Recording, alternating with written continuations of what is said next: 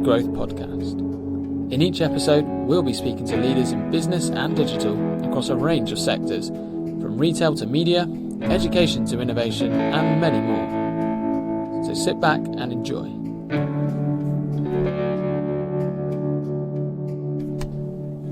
On today's podcast, I made the short trip to the University of Exeter to speak to their Director of Communications and Corporate Affairs, Chafer.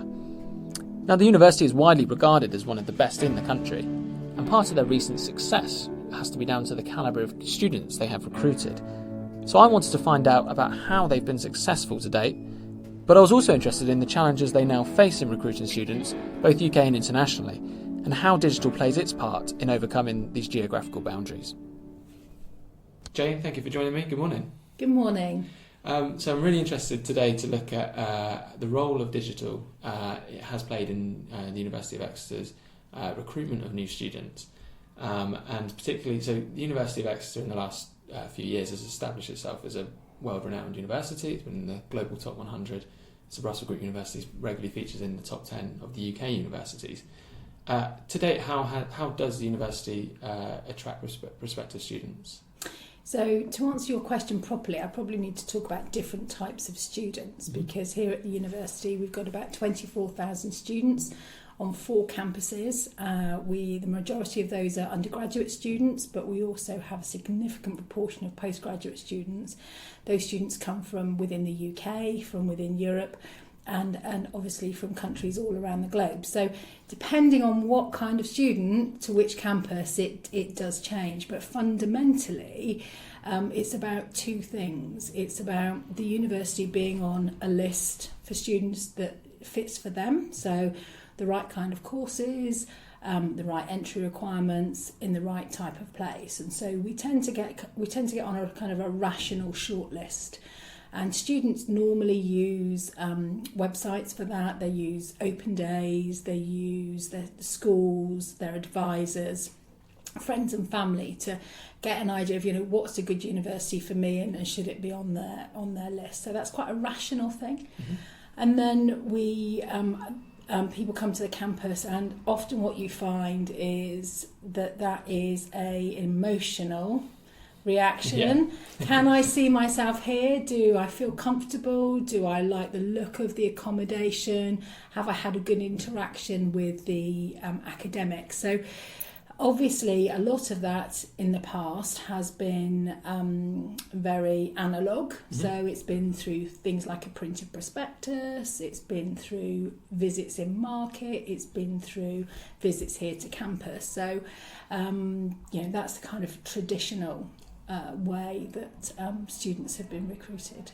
Okay, and with those students who come to open days, I imagine there's 2 different ways. You've got students who come to open days, you try to sell the university in one way, and for those who can't come to an open day, there's another way. For those who come to an open day, what are Exeter's kind of USPs as such? What are the main drivers behind encouraging students to study at Exeter?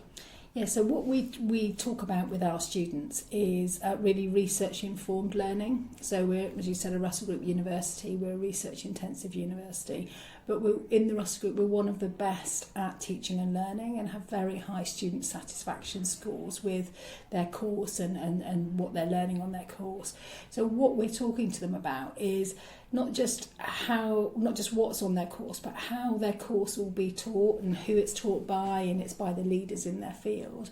We also want them to see what lecture theatres look like, see how seminars will be, see our virtual learning environment, so kind of see that broader sense of all of the things that will make up their learning experience. So it's fair to say then a big driver, because you're trying to attract high calibre students to the university, is the high calibre facilities and academics that you have. That's really important. But I think it's high calibre in the sense of students with potential. So students who are really interested in their subjects, really want to learn more, are excited by the fact that they'll be taught by the people who are writing the textbooks. They won't just be reading the textbooks or using those. So I think that's an important part of it. But actually, fundamentally, we're a community. Mm-hmm. and we're a community of people who are trying to find and discover new things, and that also includes our students. Yeah. Having worked at the university myself, actually, I know that the campus is extremely diverse. The students who come from all over the world to study here. Of course, then there would be those students, particularly internationally, who can't attend an open day. Yeah. How do you try to reach out to those students, and how do they become aware of Exeter University? So often it's through our international reputation, and they may come across us from seeing us on international league tables or through a recommendation through their school and things like that. Depending on which countries you're from, agents may play a large part in that role, and they will be recommending and counselling students on what the best fit is for them. We also do a lot of visits into markets with our academics and our specialists in international recruitment, and they try and bring as much of Exeter to that meeting or that event as we possibly can. Mm-hmm. So they've got virtual tours, they'll have drone tours, they'll bring students, alumni in country to talk firsthand about the experience. So we can't exactly transport Exeter to maybe Shanghai or Beijing or Calcutta, but what we can do is try and get the people there who can talk firsthand about what it's been like for them. That's fascinating, thank you. How do you see student recruitment evolving? Do you have a vision for how you see that evolving over the next few years? Yeah, I think I've got daughters. My youngest is 22, so actually she's already up too old to be thinking for me to be using her as any kind of reference point for some of our students. But it's really thinking about how students are using technology, what their influences are, how they're gathering information, how they're sorting those things. And I think choosing a university is no different in the sense of all of those things apply. So for me, I would like to be able to I'd like to really be able to connect with those new students who are already born, or already digesting new media, using new platforms and channels, and how we can be ourselves, be really authentic, but be in those channels in the right way, so that people don't miss the opportunity of considering Exeter for them. Mm-hmm. And you've explained how the university now kind of reaches out to students via the means in terms of trying to attract new students. How do those students approach the university? Has that changed over the last few years in terms of how they are trying to find out more about University of Exeter? Yeah, what we're finding is things like Instagram, very visual, very immediate, very influencer based, mm-hmm. are really, really popular. We're also finding that things like the student room are used a lot for people to just share their experiences, and the digital way in is more important. We still are seeing increased numbers of people coming to open days though, so actually nothing yet has really replaced the come and visit and see how it feels aspect. Although we do analysis, and not everybody that comes to us has ever been to an open day. Okay. So that's an interesting thing to think about in terms of how they are filling that gap for themselves, and I think that's something to explore.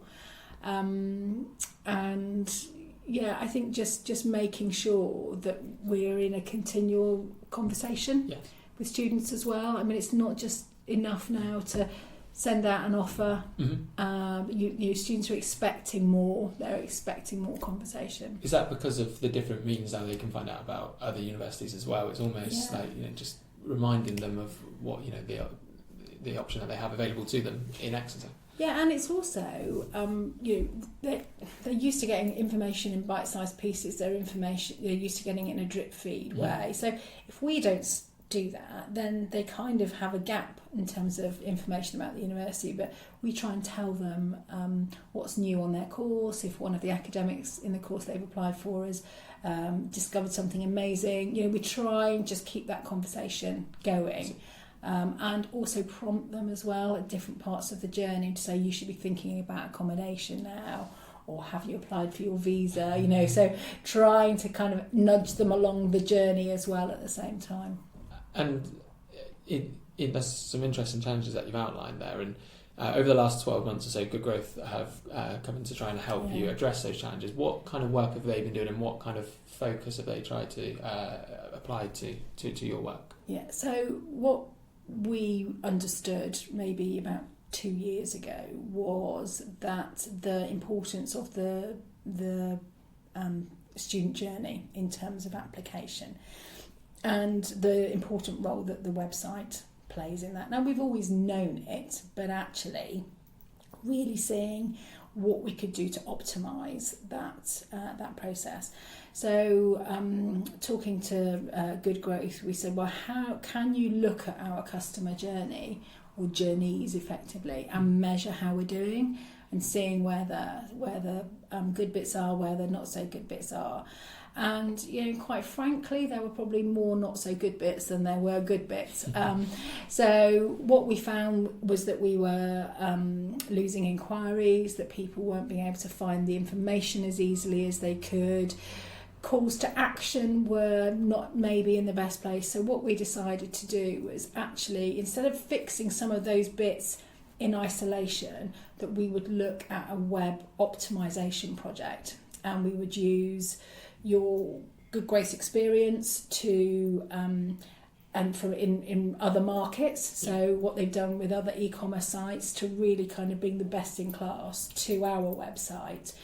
We knew that kind of the design wasn't probably optimal, but that wasn't where we went to start with. We went with optimising key pages that we felt were important for the student journey: undergraduate pages, postgraduate pages, the home pages, and we're using kind of a test and learn approach to that. So we're taking a page, we're seeing what's looking at the data, seeing what's happening or not happening on it, putting up a challenger page, and then measuring the impact, and we're then adopting that or not, and that's how we're going through the process. We've done 9 tests so far, and I think every one of them has had significant positive uplift in what we're doing.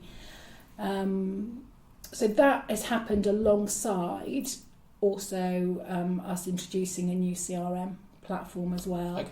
So again, that's really important that the website is working to optimise that as well. So we're sort of putting some of our digital scaffolding around the student journey to make sure that it's there and doing the right things at the right time. Brilliant. That's a fascinating insight into your world, Jane. So thank you very much for your time. And thank you for joining us. Thank you.